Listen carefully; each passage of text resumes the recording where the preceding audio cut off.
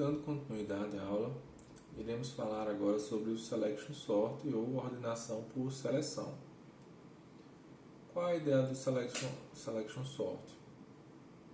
Consiste sempre em selecionar o maior elemento do conjunto de elementos atual e colocá-lo na última posição desse conjunto. Então, a cada passo, a quantidade de elementos vai sendo decrementado, de forma que o elemento da etapa anterior vai estar já na posição correta. Considera-se um subconjunto, certo? Considerando n-1 elemento, assim como no Bubble Sort. Seleciona o maior desse subconjunto, coloca na última posição, decrementa novamente e assim sucessivamente.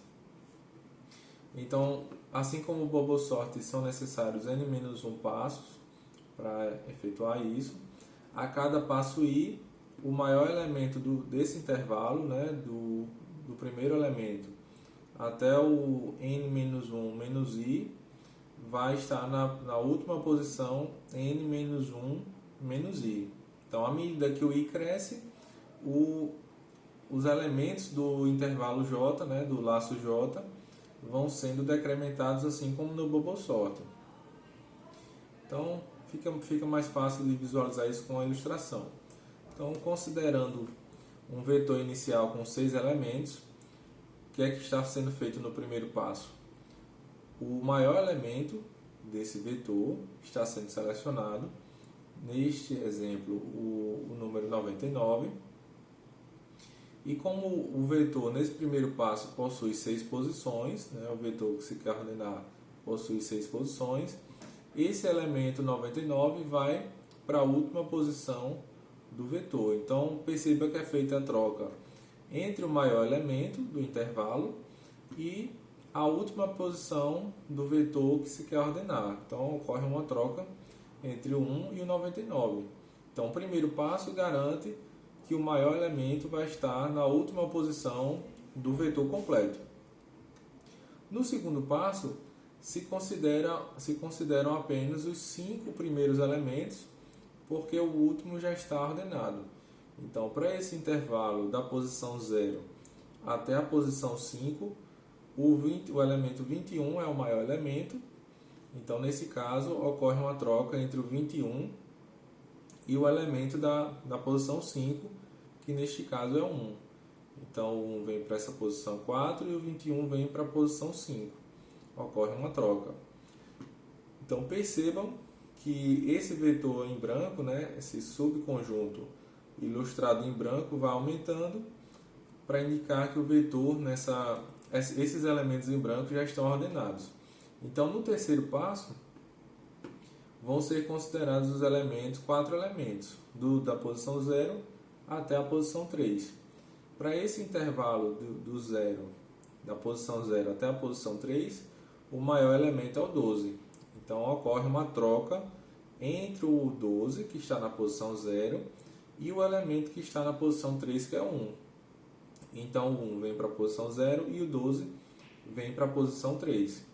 No quarto passo, metade do vetor já está ordenado. Então, da posição 4, 3, 4 e 5, as posições 4, 3, 4 e 5 já estão ordenados. E o subvetor, né, da posição 0, 1 e 2 ainda precisa da ordenação.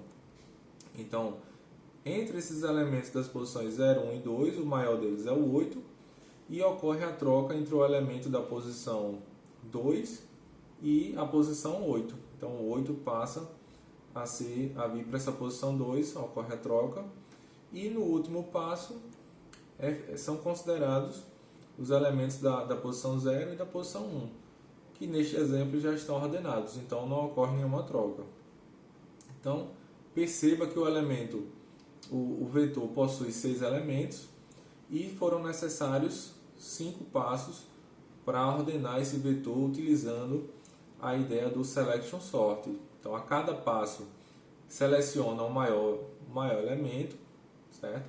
Tem que salvar a posição do maior elemento e faz uma troca entre o elemento dessa posição do maior e a última posição do conjunto, do subconjunto que você está considerando no momento.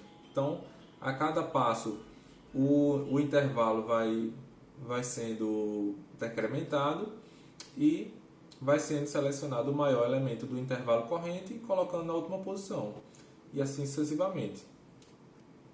Então vamos ver como seria uma solução para desse código, né, desse algoritmo em C, e vamos ver como é que funciona.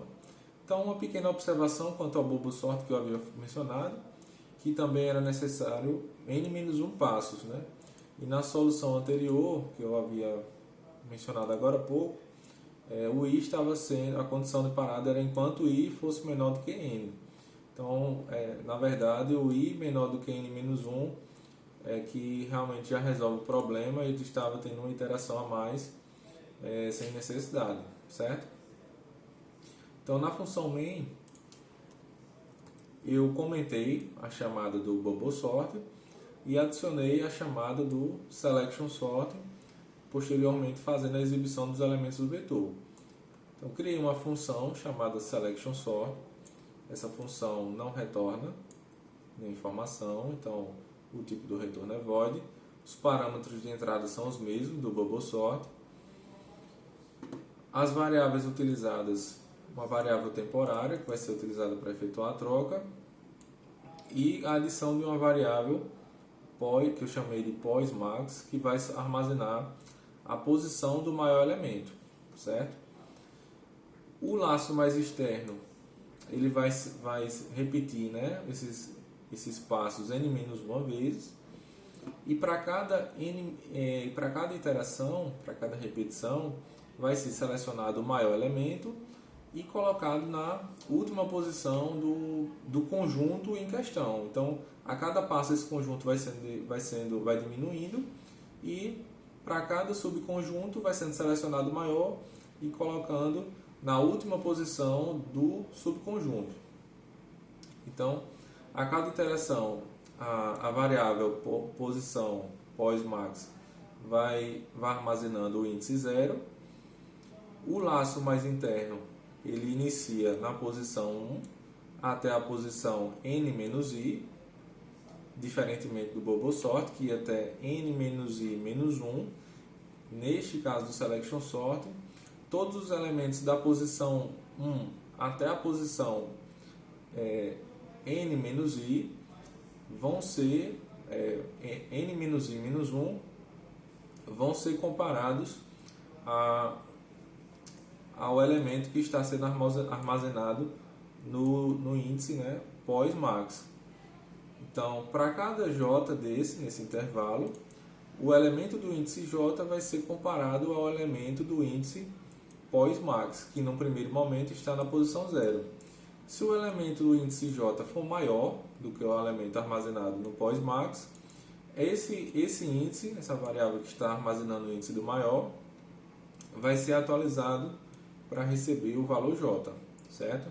Então, esse for está fazendo nada mais, nada menos do que varrendo, né, os elementos do intervalo corrente e verificando se existe um elemento j maior do que o elemento que está na posição pós-max. Se sim, atualiza o índice que está sendo armazenado na variável pós-max. E por fim, efetua a troca, certo? Então, recapitulando, o que é que esse algoritmo faz?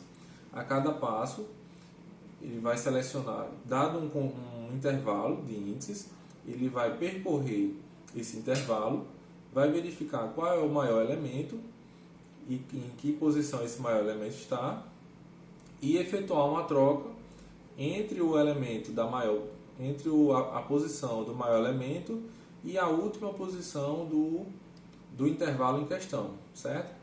E à medida que o i vai sendo incrementado, o intervalo verificado do índice j vai diminuindo, certo? Então, quando o i for igual a 1, o j vai até a posição n-2, certo? E assim sucessivamente.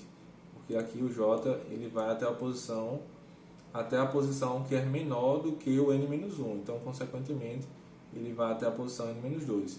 E assim sucessivamente. e incrementa, e o intervalo do J vai sendo diminuído porque os elementos que estão à direita da última posição do J já estão ordenados, certo, pessoal? Então vou compilar, executar e vetor inicial, aquele vetor que a gente tinha visto no exemplo anterior, de 10 até o 1, e após a execução do selection sort, nós temos o vetor ordenado de forma crescente, então do número 1 até o número 10, certo? Espero que tenha ficado claro esse exemplo. Nesta aula nós tratamos basicamente do algoritmo Selection Sort e do algoritmo Bubble Sort, que são dois algoritmos básicos de ordenação. Existem muitos outros algoritmos de ordenação, alguns bem mais eficientes do que esses dois, mas como essa é uma primeira aula para falar sobre ordenação e o nosso curso ele não se aprofunda tanto em relação aos algoritmos em si e à complexidade desses algoritmos, então eu tratei por bem falar um pouco sobre esses dois, a ideia principal, como seria o algoritmo em C. Espero que tenha ficado claro, certo? Esses algoritmos. Quaisquer dúvidas, coloque nos comentários, tente entrar em contato, discuta com seus colegas, vejam outros exemplos, né, na internet, né, em vários materiais diferentes. E é isso, bons estudos, até a próxima aula, um abraço.